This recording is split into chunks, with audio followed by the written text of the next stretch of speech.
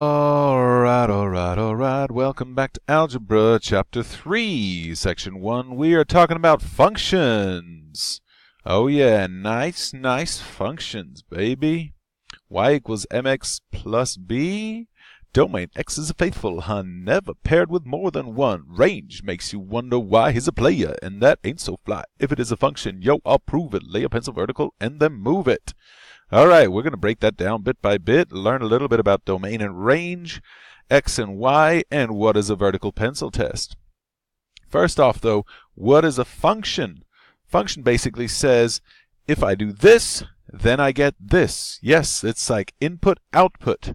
So input we call the independent variable, output is the dependent variable. What you get out depends on what you put in. For example, if I sell 10 t-shirts, at $15 each, my output is $150. So we call that $15 each. We call that the function rule. That's what happens to the 10, right? Gets multiplied. So that would change. If I change either the input or I change the function rule or I change both, the output changes. So if I work 20 hours at $8 an hour, I get 160. So if I want more, either I change the input or I have to change the function rule. Okay, so if I work X hours at $8 an hour, I get Y. So if I want to find out what do I have to do to get a certain amount, I can figure out what's the X. If I want $200, well, I can solve for X. So I could say X times Y equal to X times 8 equals Y. Or I could rewrite this and put my Y first. Y equals 8X. One way or the other. Reflexive property tells me I can write it this way around or that way around. Input and output can also be put in tables like this. Usually this is how we show domain and range. We call the input of a function the domain, the output the range. Domain is the x, range y. Every input is paired with only one output in the range. Alright, so 2 is paired with 6, 4 is paired with 10, 5 is paired with 12. 9 is paired with 20, then it is a function. If one input gets you two different results, that is not a function. You can't put in 2 hours and earn $6 and or $10 at the same time. You have to have only one output. However, on the other side, there might be a range where you get the same number. Okay, so if you input 2, you're definitely going to output 6. If you input 4, you could also output 6. Okay, but for every input, there's only one output, right? For 2, there's only one output. For 4, there's only one output. So this is a function. All right. An ordered pair, x is the domain or input or independent variable. These are terms that you need to know. Range, y, is the output or dependent variable. We want to determine, is this a function? Remember, the one thing that mattered is whether the x values, I'm struggling a little here, whether the x values are paired with more than one. So we're just going to look at the x. Okay, we're not so interested in the y values. We want to look at the x values. Right? So, x values here. Oh, still not working. Okay. 54 paired with 112, 56, 55. Oh, wait a minute. There's a 54, and here's a 54. 54 is paired with 112. 54 is paired with 123. So this is not a function because the x value or the input value of the domain 54 is paired with more than one value. All right, determine here, is this a relation? Is this relation a function? Okay, domain, if we see it in a table like this, the x values are on top, the y values on bottom. X is still the domain or the input, independent variable. Range is the output, the dependent. So Up here, I'm looking only at the x values. Does anything repeat? 4, 7, 6, 3, 5, 2. Nope. So this is a function. All right, let's look at this example down here. You could pause and check it out for yourself. Let's look at the x values. Does anything repeat? Oh, here we have 1 is paired with 7, and here 1 is paired with 8.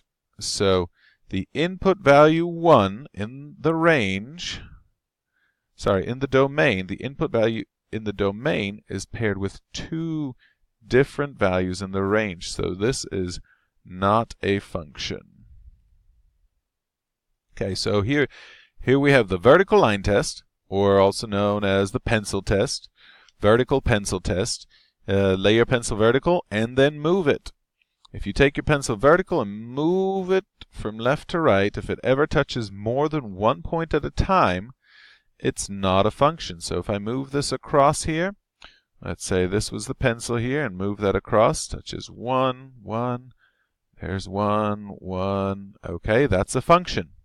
Let's look at this down here. Touches 1 point here, 1, 1, 1, 1, and right there touches 2 values at the same time. That means for this x value, when x is 2, y is 1, and y is 3. That's not possible, so that is not a function. What about this right here? Is that a function? Well, let's do the vertical line test. Moving this along. Oh, only touches 1. Yes, that is a function. All right, next.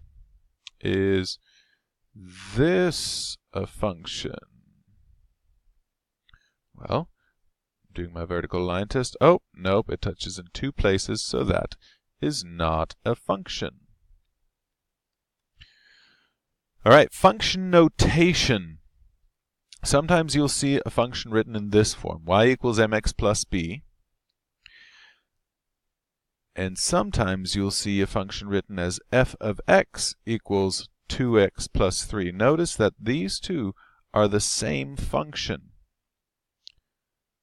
This is read as f of x, not f times x. So this is not a multiplication. This is the name of the function, f of x. So they might give you a different variable, say at this point, what is the output value? So here's an example. If f of x is 4x minus 7, find each function value. Now they're telling me f of 5. So I'm going to replace x with 5. So what I'm going to do here is I'm going to plug in 5 for x. So f of 5 is 4 times 5 minus 7, which gives me f of 5 is 20 minus 7. So f of 5 is 13. Over here I have f of negative 6. Now this is solved, by the way.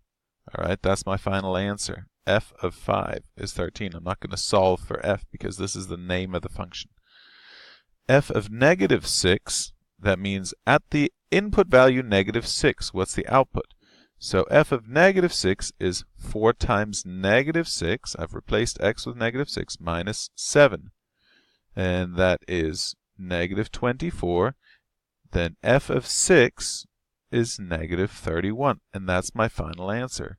F of 6 is negative 31. The function at the input value negative 6 is negative 31.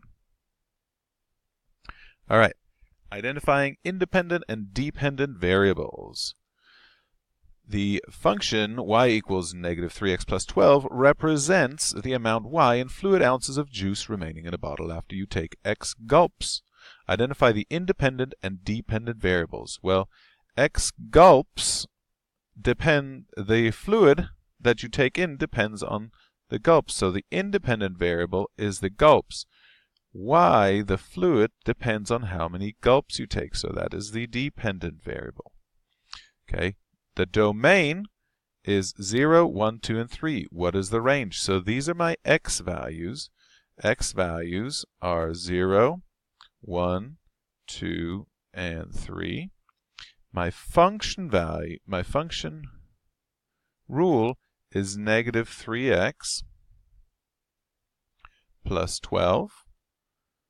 And then my output value, y. This is the domain. And this is the range. Now I'm going to plug in my input for x, 0. 0 times negative 3 is 0, plus 12 is 12. If I plug in 1, negative 3 times 1 plus 12. All right, that is negative 3 plus 12 gives me 9. Negative 3 times 2 plus 12 is negative 6 plus 12. Then there will be 6 ounces left. If you take 3 gulps, negative 3 times 3 plus 12. Now we have 9. Negative 9 plus 12 gives me 3.